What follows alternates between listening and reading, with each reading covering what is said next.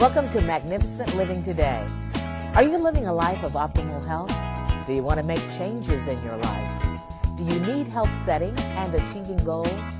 Are you ready to reform and reshape your mind, body, and spirit? Are you looking for more balance in your life? Many of us are thinking about starting a better lifestyle program, both for ourselves and or our family. We all know how difficult it can be to motivate others when we ourselves are not motivated. Sometimes we all need a little help reaching our goals. And that's why Magnificent Living today is here for you.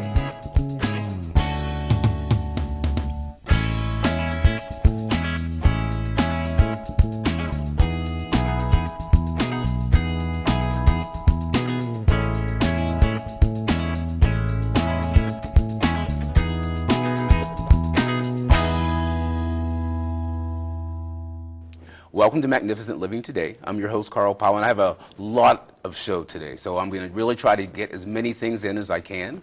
I have Alexis Scott. We're going to be talking about food and mood. We're going to be talking about SAD syndrome and how to prevent winter blues. But I have a couple of things that I didn't want to forget, so I'm actually going to use my notes today. As I go through and we talk about food, we're also going to be talking about examples from ChooseMyPlate.gov. And ChooseMyPlate.gov is a great place where you can go and find information about what these foods that we're talking about are. And it's replaced the food pyramid. So if you haven't had a chance, please go and check it out, ChooseMyPlate.gov. That was one thing that I didn't forget. The next thing, breakfast with Santa Claus. Can you believe it's Christmas again?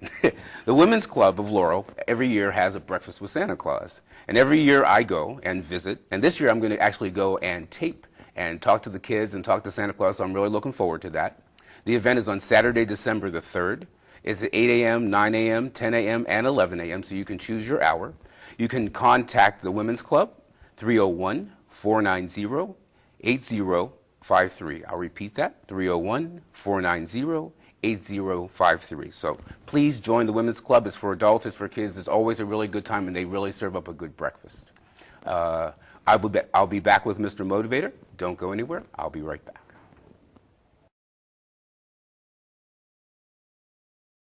Welcome back to Magnificent Living Today. And again, I said we have a fun-filled show for you today. So we're just going to start off slowly with our step, Mr. Motivator.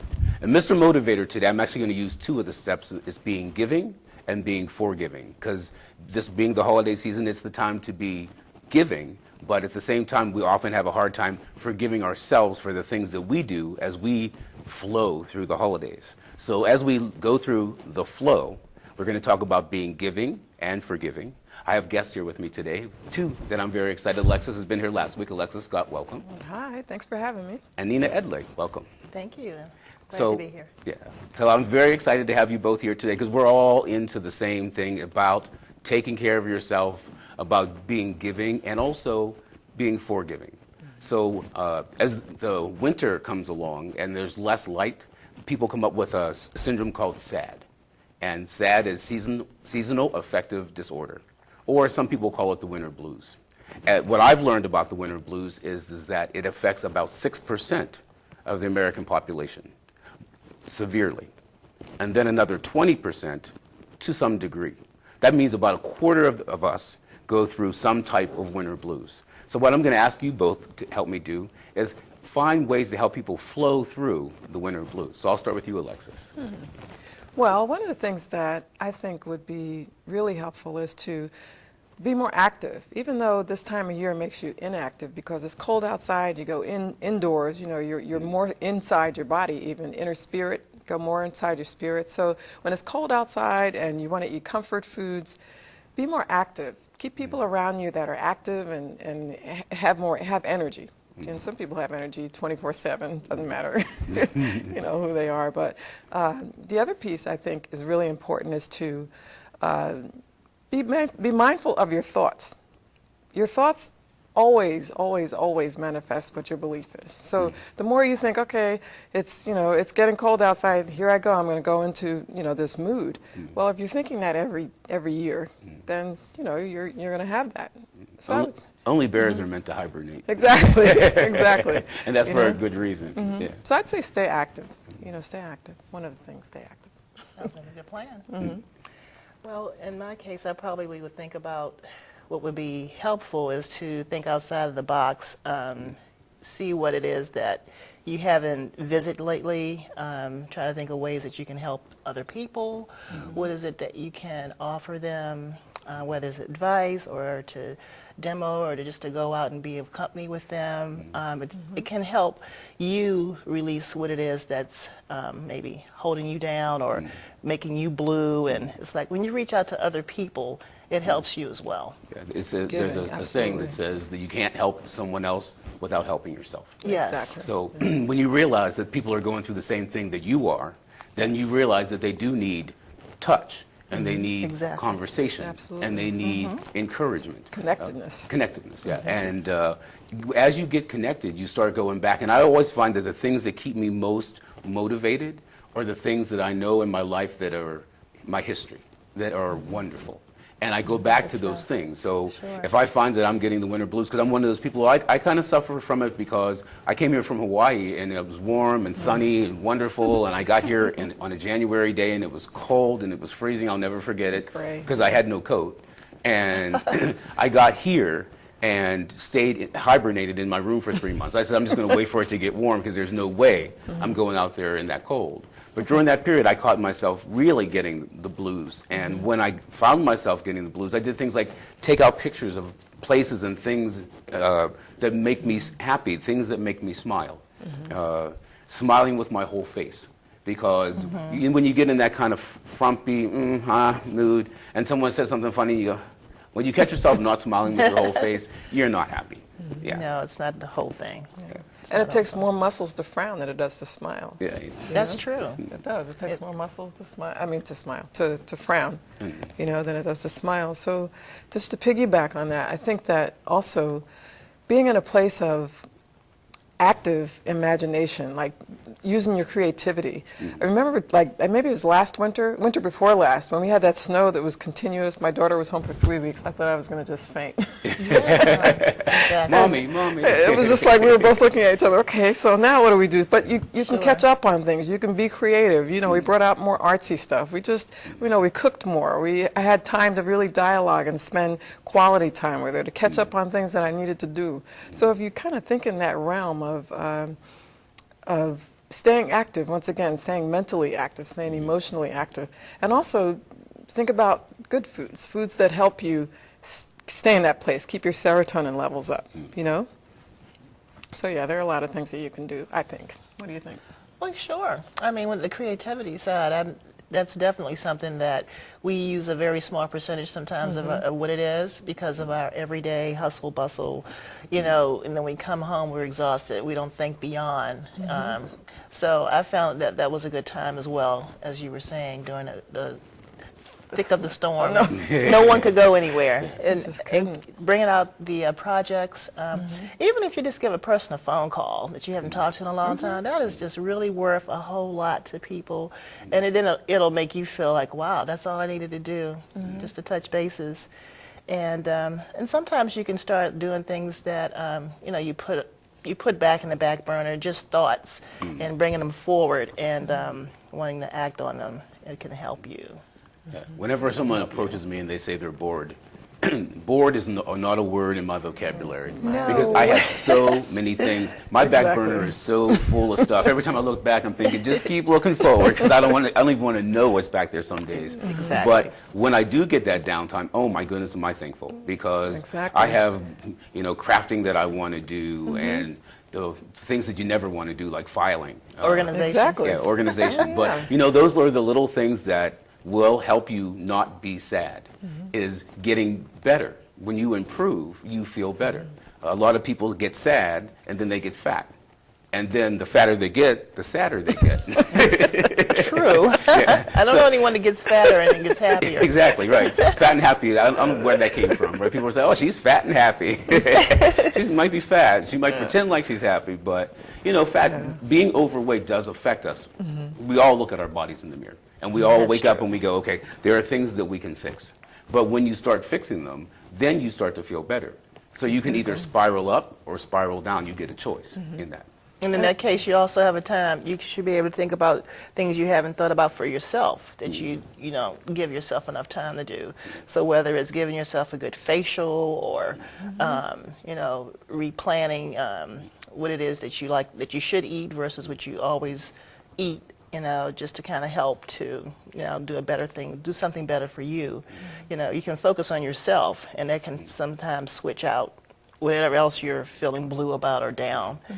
Start giving yourself some more attention. That's important. Absolutely. And that comes right back to being giving and forgiving, because those are the things that we do during the holiday season. And some of those are stressors, because people feel like, oh, it's Christmas, so I have to go out and I have to buy gifts. Right. And I always say that that's the time I pull my craft table out, because nothing is better than something that Homemade you've made gift. for someone, Absolutely. opposed to Little running out things. into the store and spending money that you don't have. So that's where creativity comes in. Exactly. You can Right. think of some Exactly. things that you would never have thought of that will be just as sufficient and so pleasing. People like to have things that are specially done for them. And then you always can look back, and when you feel blue, you can look at this vase that Audrey made for me, or this bracelet that somebody gave me, and it cheers you up. And I just think that a lot of times in life we get so caught up in that hustle bustle that we forget Exactly. about the small little things, and that giving, forgiving. Give yourself, some time to yourself. Give yourself 30 minutes a day just to meditate, breathe, drink water, replenish. Absolutely. And so, because all we're doing is giving and giving and giving and giving and giving out, then you end up empty.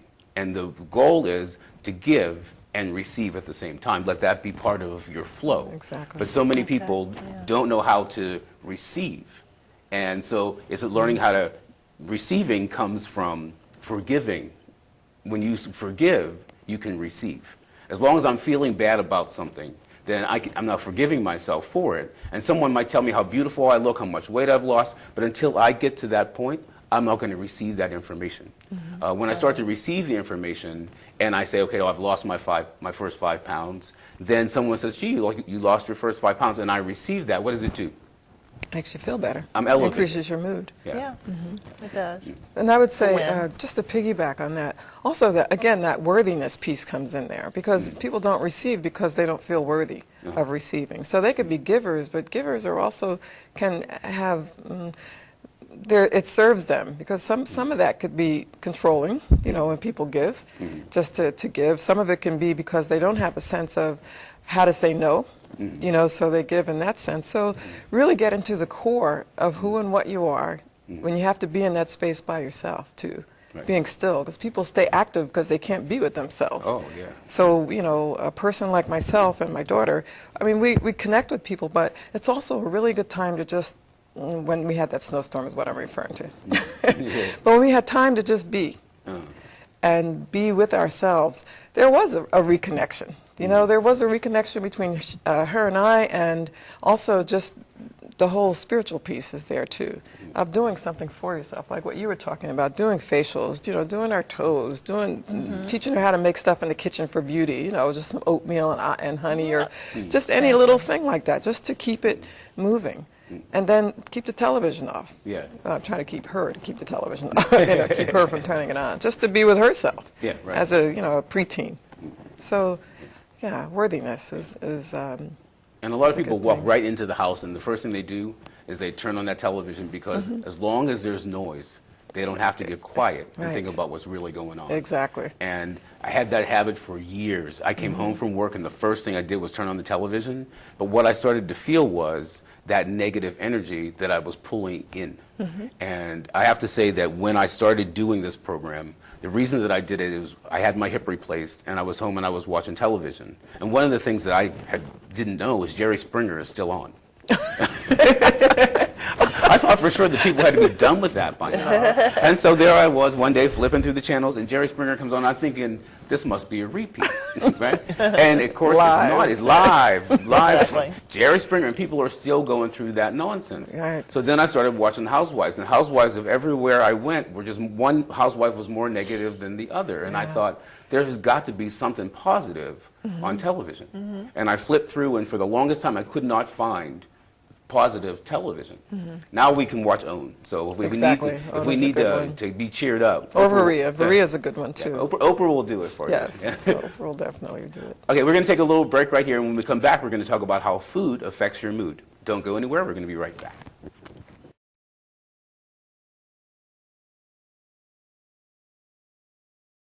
God gives some more than others because some accept more than others. Life is a mirror and will reflect back to the thinker what he thinks into it. Ernest Holmes. And we're back. So we're going to be talking about food and mood. And since we're talking about sad, we're going to talk about how food can help change your mood. So Alexis, I know you're the expert on that, so I'm just going to let you go, and you can ask me questions. Think about a time when something that you ate, a meal that you ate, made you feel really, really irritable, and you noticed it. What kind of food were you eating?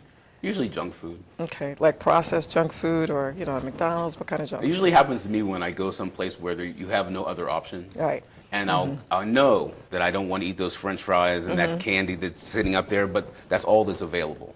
And when there's all that's available, the movie theater, one of those situations, I'll catch myself and I'll eat that thing that I know doesn't make me feel good. Then I'll go right back and think, why did I eat that? I know that doesn't make me feel good. Okay, so processed foods, because they start out originally as foodstuff, they start out in their purest form, but then by the time they go through manufacturing and so forth, it goes through a process. For instance, if you look at a package of cheese slices, notice that it says processed cheese food. It doesn't just say cheese, like cheddar cheese. It says processed cheese food. So it is going through a process. Everything that you put in your mouth has an effect on your body. And your mind and your emotions and so forth. Sweet things, processed things, things that are high in sodium also definitely make you more irritable, because what happens is your body flips out of balance. It goes into, an irritable state because there's too much salt there. It tries to balance and it flips back the other way. Now you need something sweet, which still makes you irritable. Gives you a boost for a moment. But let's think about just foods that really make you feel good. Comfort foods. Foods that make you feel good for a moment. Exactly. Yeah, we were talking about when you get warm and you get comfortable in the wintertime, you go in the house and you put your robe on and you put your slippers on, and then you go right for those comfortable foods. Those creamy foods. And usually they're the things that remind you of something, but usually they're the worst foods in the house. Exactly. So some foods that you can eat that are good for you and also grounding, like cold water, fish that come from cold water environments such as salmon. Salmon's high in omega-3s, in your EFAs, and so the omega-3s have a direct effect on your mood. So do foods that are high in B-complex. If you think about it, B-complex also affects your nervous system out and out, which would be your grains, and also poultry. Could come from poultry, fish, grains, whole grains, not processed grains, because there's a difference. One has the grain whole, in its whole form. The other has gone through some kind of manufacturing process where once it's split, it shifts, in chemical composition.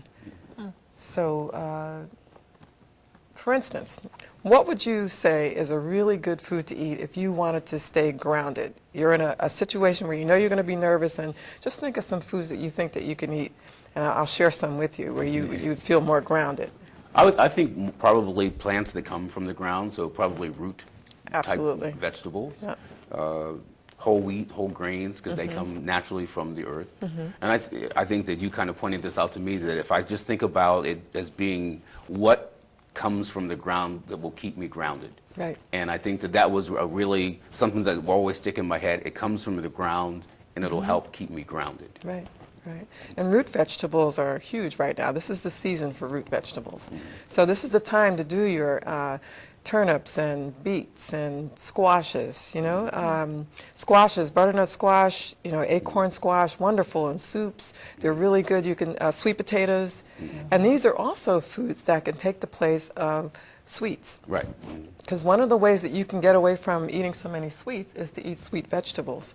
Or sweet vegetables are your sweet potatoes, and you know how good those are. Even if you had like sweet potato fries that you can put in the oven, and bake them. What about sweet potato pie? Sweet potato pie is pretty good. But you can do sweet potato pie, butternut squash, the soups, the The vegetables that are sweet will take away, if you keep eating them, in time they crowd out your craving for sweet, like, you know, sugar cane, like high sweets. And your body begins to rebalance itself. So that's one way that you can certainly start to shift from foods that'll make you irritable in about an hour to foods that, you know, you'll still feel comfortable, because they have glycemic indexes, of course, but they're lower and they don't go into the blood system the same way, you know, referring to the sweet vegetables. Also leafy greens, you know, eating like nice, different ways you can prepare greens, kale, collards, Swiss chard, sauteing them with a little bit of onion and garlic and olive oil. And, you know, there's ways that we can do this without having to overdo the emotional aspect of going for something sweet or going for something extremely salty, because your body's just trying to, like we talked about before, trying to rebalance itself. And that's the thing about the SAD syndrome, is that serotonin is what the body lacks. And so, like you said, being active, exercise helps raise the serotonin level. Eating food that's high in vitamin D, again, raises the serotonin level. So I think that for a lot of you out there, it's important to realize what you are going through, and that there are ways to get through it that are natural, that are easy, that you don't have to go to a doctor, that you can just sit down and just break down for yourself. I mean, and that's why journaling is so important. If I sit down and I write down, this is the food that I ate, and then I just sit back and watch and say, okay, now this is the mood that I'm in. And it helps me realize that these foods might make me feel good going in, but once they get into my system, what happens with my system doesn't make me feel good. Exactly. I do a piece with my clients called a food diary.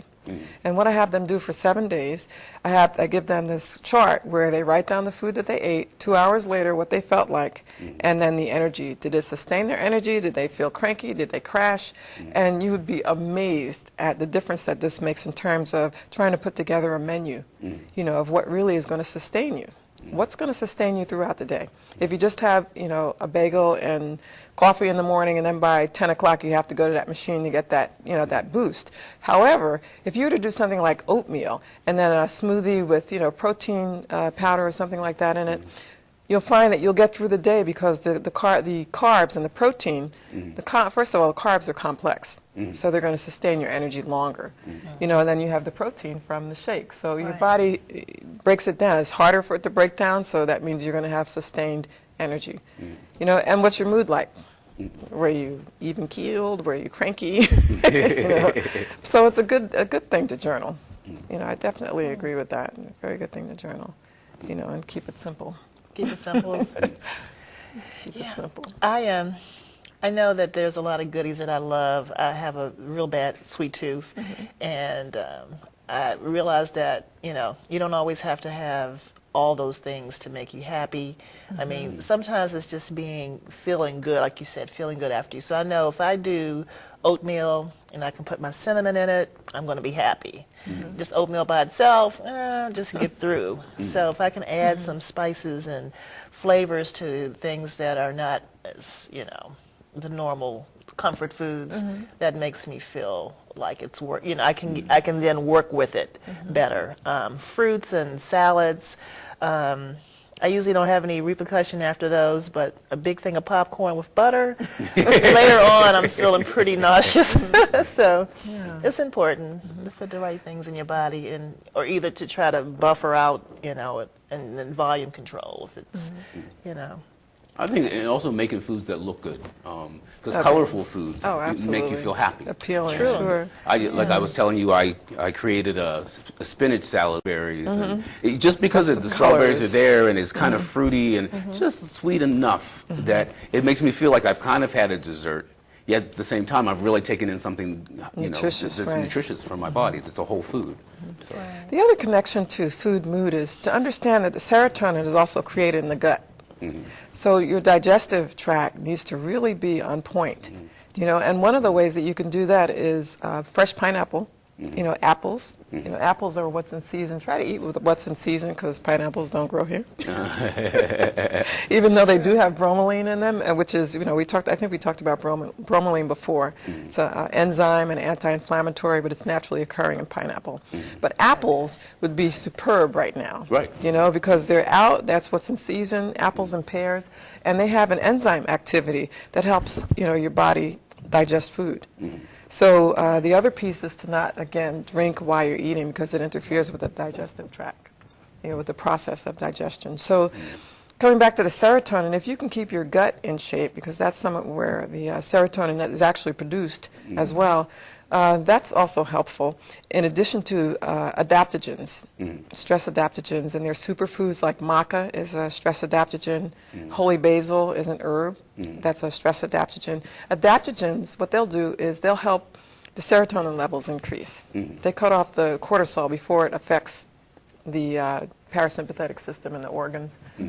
So anyway, serotonin levels, that's what it's all about, increasing. That's what Prozac does. It increases your serotonin levels so you're like feeling good, you know, and happy and peppy and bursting with love. Yeah. I actually read there was a study that they did where they took some people and they put them on Prozac and different depression medications, and the other half of the group, they just improved their foods. They gave them superfoods, and they had high in fish oil, high in salmon, spinach, vitamin D, and they found actually that the people who changed their diet had a higher elevation level out of their depression than the people who actually were on the Paxil depression medication. So. And they probably sustained it as well. Right.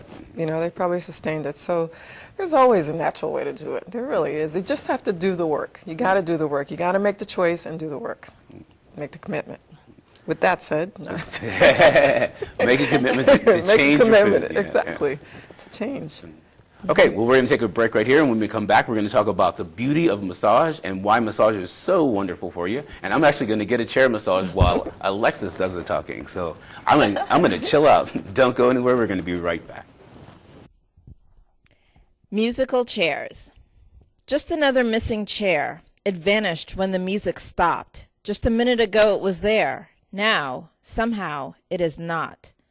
Just another missing smile, one that used to shine so bright. 1 second ago it was there, but now it disappeared into the night. Just another one down, now let that music play. But don't dare turn around, you'll lose your seat that way. Just another time around in this game of wait and see, as we go round and round, wondering who the next will be. Just another missing chair, a missing piece of our hearts. No time to mourn or despair before the music starts again.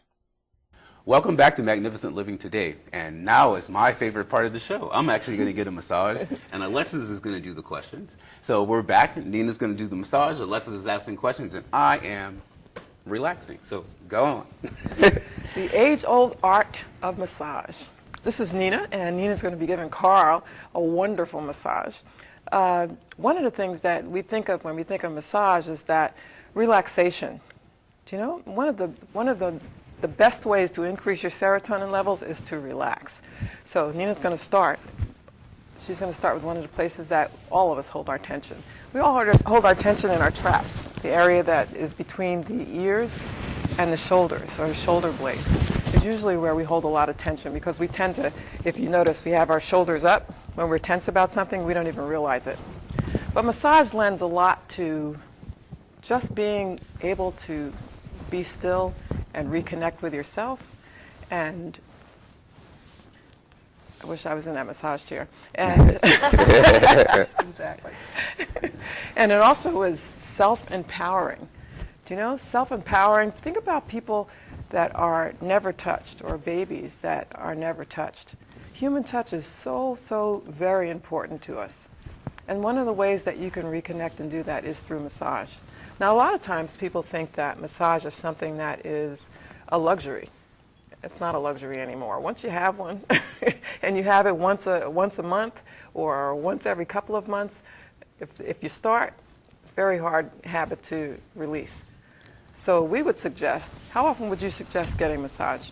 My suggestion for a massage, if nothing's going on with you, if there's no problems, no health issues, anywhere between a 4 to 6 week time frame would be like what I consider your maintenance time frame.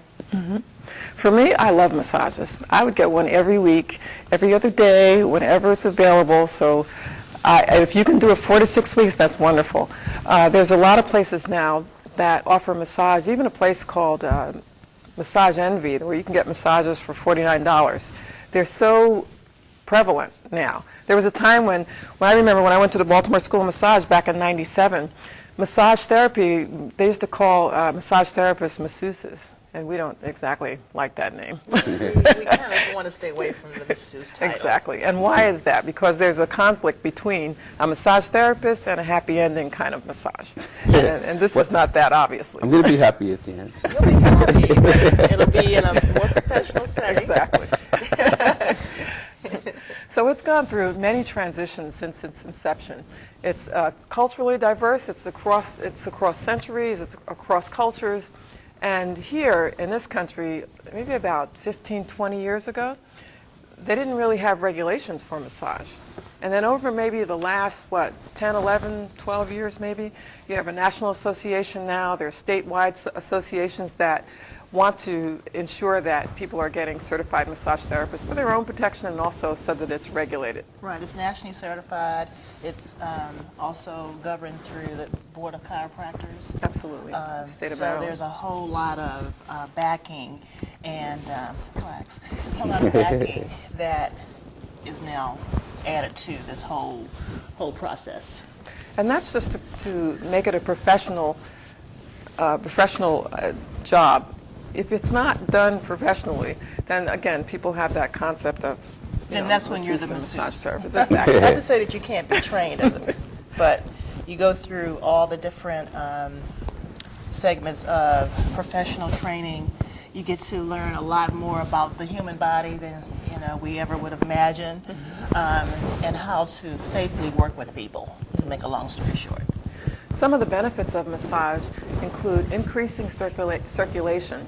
So we've not talked yet about detoxing, but increasing your circulation in your body is extremely, extremely beneficial for moving toxins out. So whenever you get a massage, it's really, really important to drink a lot of water after the massage, because now that the circulation is increasing because of the manipulation of the tissue, and that's what actually, even though he has clothes on in this situation, still the tissue is being manipulated, which means that the circulation is increasing, there's more blood flow, he's feeling wonderful right about now. Am I still awake? But in terms of detoxifying, it's a wonderful adjunct to fasting or cleansing. Matter of fact, I always specify with my clients to possibly get a massage if they can when they're doing a cleansing program. It's a good combination, and it goes good with a lot of other types of healing, alternate healing. Absolutely. Whether it's people that do acupuncture, acupressure, whether they go and do yoga, and see a chiropractor, those things work together well with the body. The body needs transition, it needs clearing, and when you add all these things together, you come out with a happy ending. In most cases, I would think it would be definitely a good ending point. And the other pluses are, of course, there's so many techniques with massage. There's deep tissue massage, there's myofascial release, there's Swedish massage is probably one of the most popular ones. It is the most popular. Deep tissue massage does exactly what it says. It goes deep into the tissue to, once again, help alleviate any tight muscle, any blockages of energy as well. And there is energy. We talked about that for a brief moment, that everything is energy. We talked about that on the last show. And so massage is one of those things that not only is you see her physically doing something, but energetically, things are moving around as well. Rest assured. Myofascial release actually goes a little deeper than deep tissue. Myofascial moves the fascia, which is right under the skin, and it works on an even deeper level, on a cellular level. So it's very, very effective for all kinds of things. Of course, there are contraindications with some things like arthritis and what else? Like Well, some people that cancers. are the patients, cancer patients, if they've just had any treatments, whether it's chemo or radiation, you want to wait, until after that a few days have passed. Even if you're not sure, you can always check with your physician.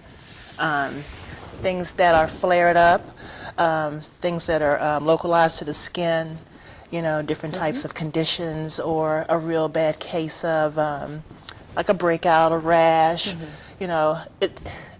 Massage doesn't have any side effects. It's just things that you have to pay attention to and know. You avoid that area, the rest of the body can still get a massage. Or if you just got a really bad flu, give yourself a few days.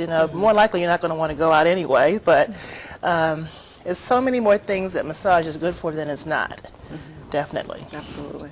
And there are so many modalities of massage. People, they don't realize the reflexology Absolutely. is a wonderful modality. And it's, Right. it's ancient Kemetic reflexology. And reflexology, basically, your hands and your feet and your ears are like patterns to the rest of your body. Every point in your hands and your feet is connected directly to an organ.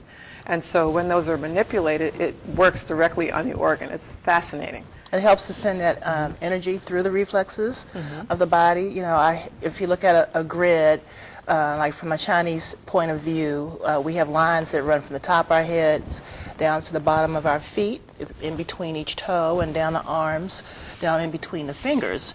So in between, that's where the energy can be flowing, along with connecting with the glands and the organs. And then if there's blockage, by applying reflexology, you're able to hopefully open up some of the blockage and get the body to facilitate its own healing.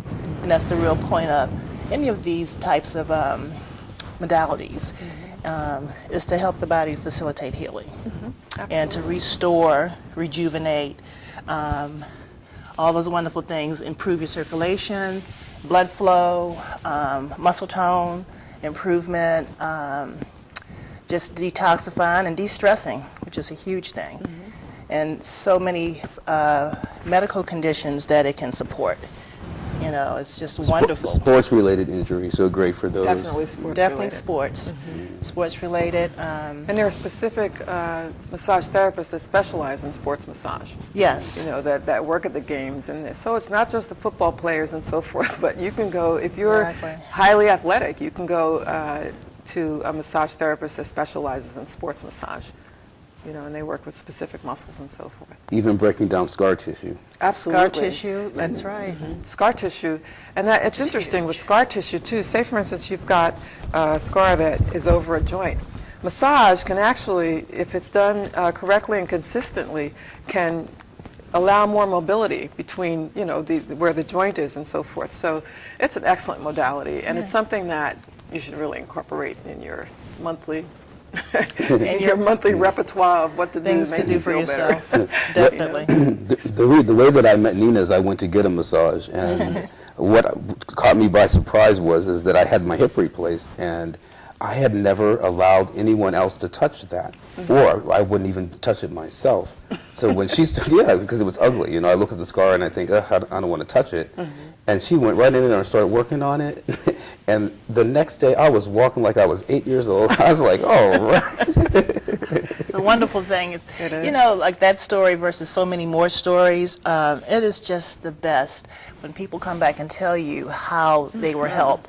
I hear now more often than not when I work with people repeatedly that the problem they initially came in for, they no longer have. A lot of times I think I'm going to lose people after that, but people come back.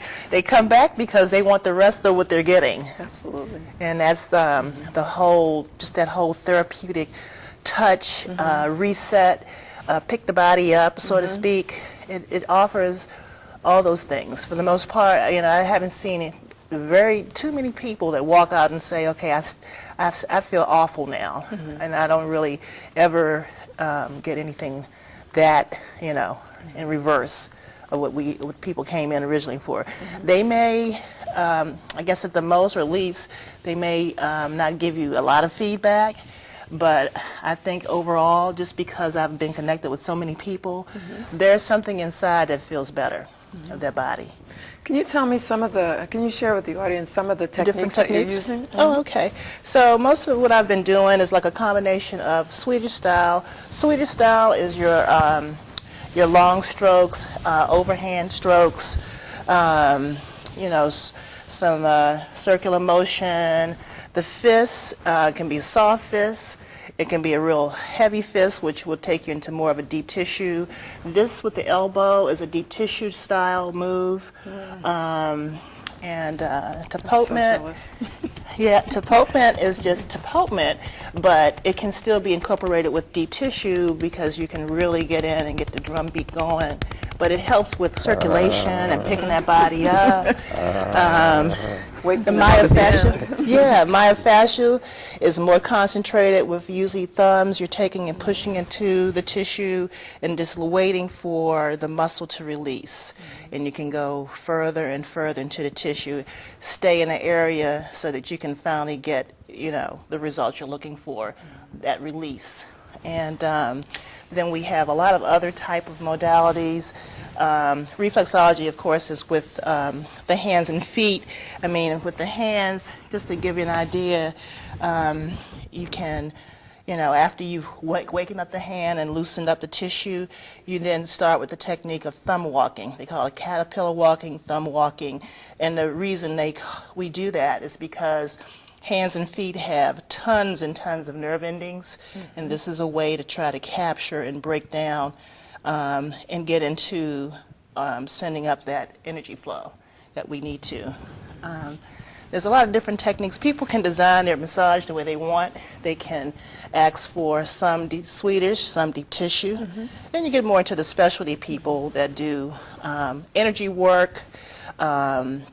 There's more skeletal style work, rehabilitation style work. The list goes on. When I started school, I was told that there were 60 modalities, and since I've been out of school, that list is probably double, if not more now. There's been a lot of more creation with this whole massage business. But basically, whether it's acupuncture or acupressure or shiatsu or massage, most of them are based on the meridians, which are the energy centers that go down the body. They're very fine energy centers, and even when she's working on certain points in the body, the trigger points, they open up blockages, they open up energy to flow into everywhere that it needs to, so that if there's any blockages, usually where someplace is hurting. You know, I found that in acupuncture, when I used to go to, I have a 7th generation acupuncturist. She's wonderful. And I noticed that whenever I would hurt, it would always be someplace that energy was blocked. Do you know? And once after the treatment, it would disperse. But those were the only times that the needles would hurt going in. Everything else you couldn't really feel. Right. So basically, you can tell. Yeah, the meridians are one of the keys. And also, another key that's really important with massage therapists is that you have a chemistry with them. Chemistry is extremely important. So, after you watch this and you go out and find a massage therapist, make sure that you have a really good chemistry. Just be authentic with yourself, because that's part of what probably happened between the two of you. You know, there's a connection and there's a comfort feeling, because that's key. And if everyone, and just to add to that, people find what works for them. And, you know, I know that there's been clients I may have had, then they had a few other of the therapists, and then they went with them because it was either the style of the touch, the depth of the touch, or the connection. Right. And so that's very, very important. So we try to, the objective with doing this is to say that we, to be able to give them what they're looking for and not what we want to do. We want to make sure we can get in and provide them the best service by knowing what their needs are. So listening is very important. Well, Nina started, when she gave me my first massage, she started with my feet, and by the time she got to my ankles, I was like, done. Pretty good. She got to my calf muscles, and I'm like, okay, I'm going to see you as often as possible. Okay, so we have about 5 minutes.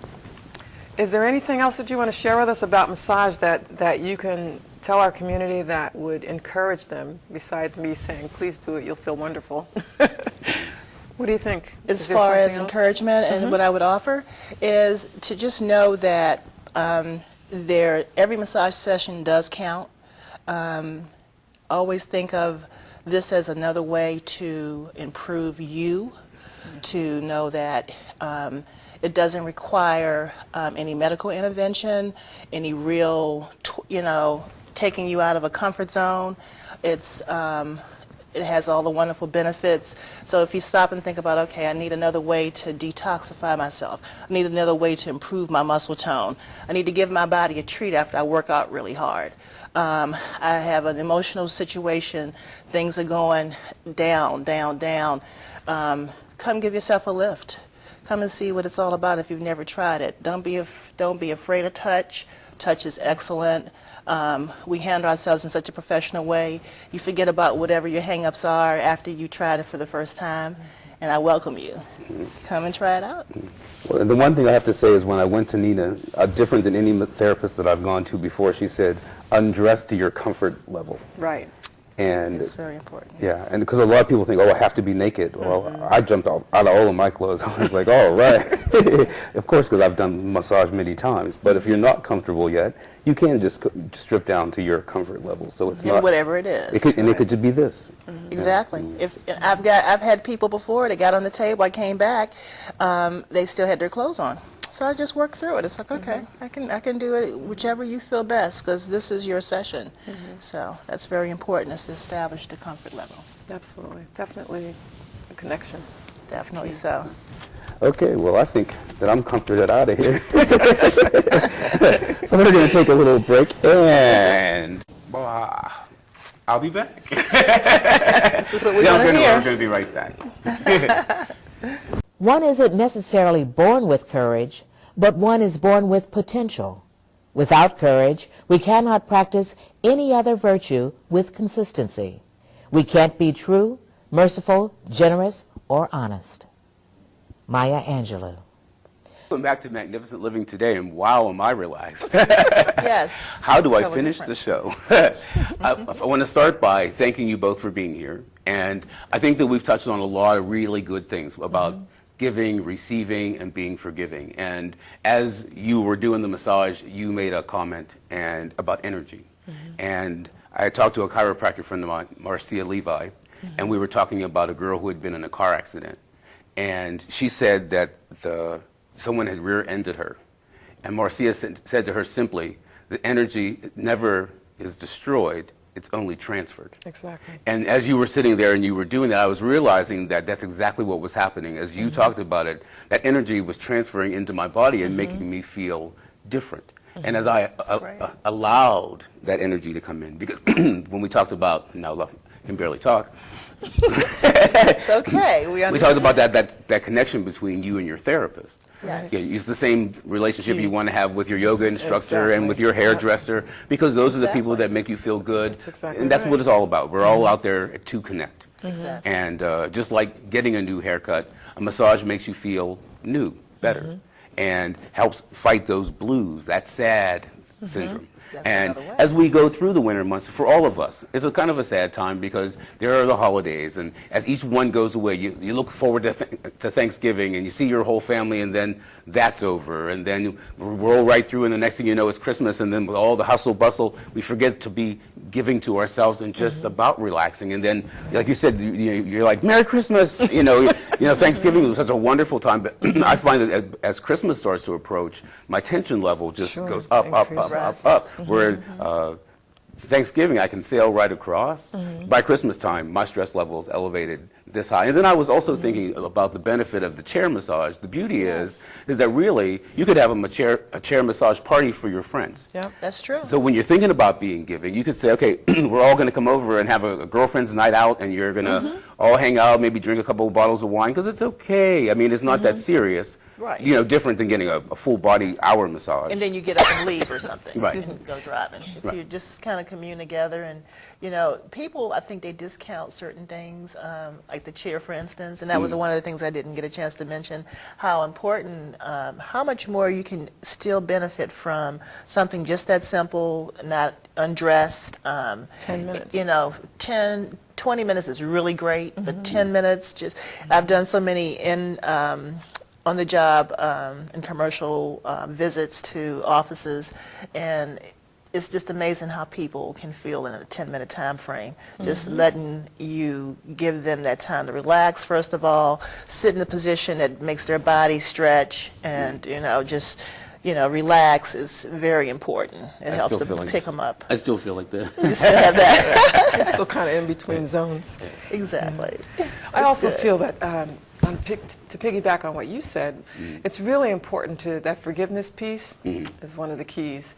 When you're going through a lot and you don't realize that the first person you have to forgive is yourself. Give yourself permission to forgive yourself for however you were thinking, all the shoulds that you should have been doing, or all of what you thought was that's probably not even affecting you. The other person's not even thinking about it anymore. Forgive yourself so that you can move forward, and then you release that connection, that negative connection. And the other piece is energetically, what you were saying. Energy never ends. It just changes. It just changes form. So the only way that you can change something is to change your thoughts about it. And that's what I say about giving is, don't give because you feel like you have to give. Be a cheerful giver. Exactly. And there are so many people that give with a grudge, and they want to give to you and then say, well, I did this for you. Right. Just like that energy, don't expect the same energy to come back from where you put it in. Just realize that energy just continues and it finds to its flow. way back. Exactly. It finds its way back. I also liked what you said earlier about making your own gifts. To take the time to make your own gifts, one thing that it does is it helps your heart just open. You're putting energy into something, and just like your mom's cooking, the only cooking you like a certain way is because your mother cooked it. It doesn't have anything to do with the ingredients. It's more the love and the energy and the vibration that mom put into it. So when you think about friends and family, make something for them. It could be simple. It could be like, I think I'm going to do sleep pillows this year, like dream pillows. Just get some herbs and put them together, and it's a simple thing to do, but it's very helpful for people, and it's coming from my heart.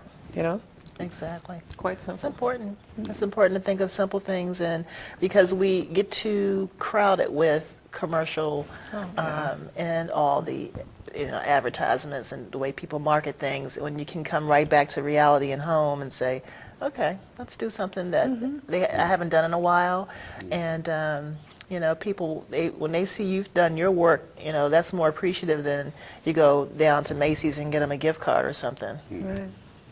Gift card, the most considerate gift ever. You have to put a thought into it. No thought whatsoever. Just give them a gift card. Well, I hope that something that we said today has moved you and is going to help you flow better through your holiday season. We'll be back next week with more suggestions on helping you keep that flow moving. So we'll look forward to seeing you next week, and thanks for joining us. Stay tranquil. Thank you. We are all looking for peace in the world. We wonder where peace could hide. We don't know that peace is a prisoner whose freedom has been denied. We want to love our brothers, to love all men far and wide. Is when we learn to love ourselves that peace can no longer hide. The key to peace lies within. It's always been by our side. Learn to love from the inside out. Peace is a place inside.